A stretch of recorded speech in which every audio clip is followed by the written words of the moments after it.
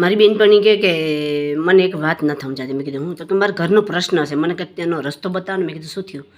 મને કે આજ દિવસ સુધી હું મારા સસરાને ઘરના બધાને હારી લાગતી થઈ કે, અને હવે હું કોઈને હારી નથી લાગતી કે, કાકસથી કડવી થઈ ગઈ કે. અને કોઈ કડવી તો થઈ ગઈ, બધા લોકો અત્યારે એવું કહે છે કે આ પહેલાં તો એવી નહોતી, હવે કેમ એવી છે? તો ભૂલ મારામાં છે કે એ લોકોમાં છે? મને કાંઈ સમજાતું નથી. મને લાગે છે નહીં કે મારી બેનપણી કે ત્યાં સુધી મેં ક્યારેય કોઈ ભૂલ કરી નથી. સેવા કરવામાં, કામ કરવામાં, બધાને મદદરૂપી બનવામાં, ઘર ગૃહસ્થી સંભાળવામાં, બધાની ખુશી પૂરી કરવામાં, જેને જે પસંદનું ભાવે તે પસંદનું કરી દેવાનું. મેં કોઈને કામ નથી ચીંધ્યું, મેં પોતે કરી દીધું. હું ઘસાઈ ગઈ, મેં બલિદાન આપ્યું, મેં સર્વસ્વ નોસાવર કરી દીધું. પણ બાવજૂદ પણ લોકો આજે મારી વાતને માન્ય ન કરે અને મને ઇજ્જત નથી આપતા. અને કહેવાનો તાત્પર્ય મારી બેનપણી કે અત્યારે હું કોઈને હારી નથી. એનું કારણ હું મને કંઈ સમજાતું નથી. આમાં મારી ભૂલ છે કે સામેવાળાની? મેં કીધું એમાં તારી ભૂલ નથી, એમાં સામેવાળાની ભૂલ છે. મને કે કેમ? એ કઈ રીતે? મેં કીધું સામેવાળા તારા સસરાના પક્ષના હતા ને, એ લોકો તને વહુ તરીકે નહોતા સ્વીકારતા, તને એક રિમોટ તરીકે, એક નોકરાણી તરીકે, એક કામ કરવાનું એક રોબોટ આવે ને, એ રોબોટ તરીકે કે તું એ લોકો જેમ કહેતા એમ કરતી. અત્યારે તું એ લોકો કહે છે એમ નથી કરતી, અત્યારે તું પોતાનો નિર્ણય લેશે. એટલે એને માન્ય નથી, એની બુદ્ધિ એનો વિચાર માન્ય નથી કરતો. કેમ કે આવા લોકો લાળ ગ્રંથિ બાંધીને બેસી જાય કે અમારા ઘરની અંદર વહુની એક નોકરાણી આવી છે. પણ એ લોકો ભૂલી જાય છે કે એને પણ એક દીકરી છે, એ પણ કોઈના ઘરે વહુ બનીને ગઈ છે. અને સાસુ પણ ભૂલી જાય કે હું પણ એક કોઈની દીકરી છે અને હું પણ વહુ બનીને અહીંયા આવી. સીધી સાસુ નથી થઈ ગઈ. બધા જો વિચારે ને તો પ્રોબ્લેમ ન થાય. એટલે કહેવાનો તાત્પર્ય, કહેવાનું હેતુ એવું છે કે ઘરની અંદર સાસુને જેટલી ઇજ્જત મળે એટલી વહુને મળવી જોઈએ, દીકરીને મળે ને એટલી વહુને મળવી જોઈએ, અને જે વહુને મળે ને એટલી ઇજ્જત દીકરીને પણ મળવી જોઈએ. બધા એક સમાન હોવા જોઈએ. બધાની ખુશી હોય, બધાને અરમાન હોય, બધાને આશા હોય, બધાને હરવા ફરવાની, ઘરેણાની, બધાને મિલકત માયા, ગાડીઓની, બંગલાની, બધાની ઈચ્છા હોય. પણ બધાને એક સમાન, એક સરખા, એક સરખો ભાગ પડવો જોઈએ, એક સમાન રાખવા જોઈએ. આ કોણ કરે? વડીલો કરે. દીકરી જ્યારે દીકરી જ્યારે પરણીને આવે ને સાસરે, ત્યારે એના મા બાપ એવું ન કહે કે તારા હાવ ઓરાને આમ કરજે, તારા વરને દુઃખી કરજે, આવું ઓરાને કરજે. પણ જે ઘરની અંદર જાય ને એ સાસુ નક્કી કરાવે. એ સાસુનું જોઈ, સાસુ જે શીખવાડે એ કરે, એવું શીખવાડે. તારા સસરાને ઘરનાને ગમે એવું કરજે, તારા સાસુ સસરાને તારો ઘરવાળો કહે એમ કરજે. શરૂઆત કોણ કરે? સાસુ સસરાને ઘરવાળો. એ જેમ કહે એમ તમે કરાજો. પિયરમાંથી આવી સલાહ આપે તમને માવતેર. કેમ કે દીકરીનું ઘર હલવું હોય, મા બાપ મજબૂર હોય. એમ કરતાં કરતાં એ લોકો એટલો એ વહુનો મજબૂરીનો ફાયદો ઉઠાવે, આદર્શ સ્ત્રીનો, બરાબર. બાકી અત્યારની જો સ્ત્રી હોય ને તો એને એક સેકન્ડમાં ઉલાળી દે. પણ માણસ ભૂલી જાય અમારા ઘરની અંદર વહુ આવી છે, નહીં દીકરી આવી, એવું ભૂલાય છે માણસને.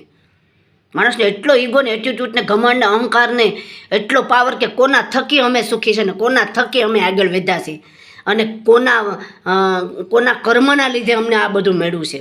માણસને ભૂલાઈ જાય. કોણે મદદ કરી છે, કોણે સપોર્ટ કર્યા છે, કેટલાય કોણે આમાં કેટલો ત્યાગ સમર્પણ કર્યું છે. વડીલ નક્કી કરે.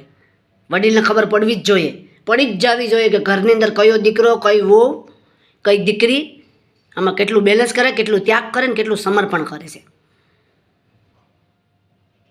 બાકી આ તો ઘસાયા કરે ને ઘસાયા જ કરે, અને પછી તમે એનું વાત માનવાનું બંધ કરી દો એટલે તમને એ માન્ય ન કરે, તમને સમાજ કુટુંબમાંથી ફેંકી દે. આ સમાજનું અસ્તિત્વ હાલનું અત્યારનું છે. મારી બેનપણી કે તારી ઉપર એવું થયું છે, તું ટેન્શન લેમાં. બહુ રોઈ, રોવા લાગી. મને કે મેં ખૂબ કર્યું છે પણ આજે મને અફસોસ થાય છે. ત્યાં એ સમયમાં એમના ઘરવાળા આવ્યા છે. મારી બેનપણીના ઘરવાળા કહે કેમ તું રોવે છે ચંદ્રિકા? તો મેં કીધું કોને ખબર હે? તો કે નહીં ચંદ્રિકા મને બોલ, તને મારી કસમ હાસું બોલ, શું થયું? મારી બેનપણીના હું આવી રીતની આપણા ઘરની વાત કરતી હતી. અરે ચંદ્રિકા ગાંડી છે ને કે તું? મારી બેનપણીનો ઘરવાળો કે અરે હું તારી યારે કેવો છું? એ કે તારી કોઈ કદર કરે કે ઇજ્જત કરે કે ન કરે, હું તારી કદરને ઇજ્જત કરું છું. તારા માટે હું દુનિયાને છોડી દઈશ. કદાચ મારા કુટુંબ પરિવારને, મારા મા બાપ ભારુને સામે બોલવાનો સવાલ આવશે ને તો ત્યારે પણ હું બોલી જઈશ કે તમે લોકોએ ખોટું કર્યું છે મારી ઘરવાળી સાથે. કેમ કે મને ખબર છે કે તે કેટલું બલિદાન આપ્યું, તે કેટલો ત્યાગ કર્યો એમ.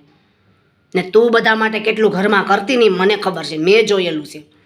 હું તારો સાથ નહીં છોડું, કેમ કે હું તારી હારે જ્યારે 4 આંટા ફેર્યો ને ત્યારે મેં સંકલ્પ કર્યો હતો કે તને સુખી કરીશ ને મારી માને પણ કરીશ. હું આજ સુધી મા બાપને કુટુંબ પરિવારના સંબંધોમાં ને શબ્દમાં ને એના આદર કદર ને એની ઇજ્જત કરતો ને એના શબ્દો ઉપર ને એના કહેવા પ્રમાણે હાલતો. પણ જો આજે તારી સાથે અન્યાય થશે ને તો હું ચૂપ નહીં બેહું, કેમ કે મને ખબર છે તે બધું નોસાવર મારી જોડે મારી સાથે રહીને તે બધું નોસાવર કર્યું છે. તો આદર્શ પત્ની તરીકે રહી છે. ત્યારે એમ થયું કે હા હા હા હા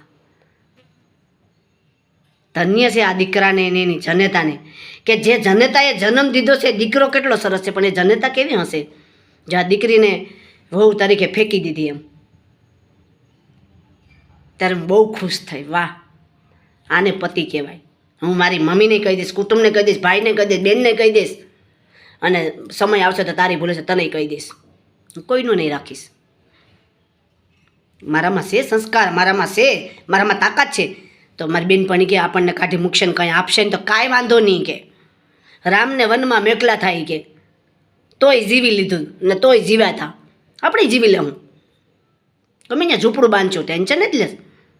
મારી બેનપણીને મેં કીધું જો તારે આવો જો પતિ છે છતાંય તું રડે છે ગાંડી. ધન્યવાદ છે, તે બહુ મોળાકતને જયાપરતે, હું જયાપરતે મોળાકતનું તો બહુ નામ લઉં, કારણ કે તે જયાપરતે મોળાકત સરસ થતું રહીશ. તને કેવો સરસ પતિ મેળવ્યો છે. મને કે હું રહી જ નથી. મેં કીધું બહુ ખોટું છે, આના કરતાં હું ન રહી હોત તો સારું હતું. મને તો તારા પતિ જેવો સરસ સુંદર મળત ને. મારા ઘરવાળો કે હો હું અહીંયા તું કે એમ જ કરું, તારી મેં ફરું. હજી હું છે આવું થાય રેડું હેકું જ જાય બધું. તમે ધ્યાન રાખજો હો. સત્યને સાથ આપવાનો, પછી કોઈ પણ હોય, ભાઈ હોય, બેન હોય, પત્ની હોય, મામા હોય, કાકા હોય, કુટુંબ હોય, કબીલા હોય, ઘર પરિવાર હોય, ભાઈ હોય, બેન હોય, પતિ હોય, કોઈ બી હોય, સત્યને સાથ આપવાનો કે તમે આ ખોટું કર્યું છે.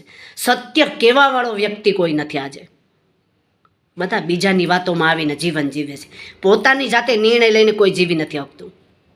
પોતાનો નિર્ણય કોઈ નથી બતાવતું, અને જ્યારે નિર્ણય પોતાનો બતાવે ને તો એ અધોપતન કરે એવો નિર્ણય હોય. બધાને એક સરખો જવાબ દઈ દેવો છે. ખોટા વ્યક્તિને સીધું એના મોઢા ઉપર મારી દેવું છે, આ ખોટું કરો છો તમે, આ મને માન્ય નથી. એટલે ત્યાંથી એવું કે ને હળે ત્યાંથી કાપવાનું, એટલે વાર્તા થાય પૂરી.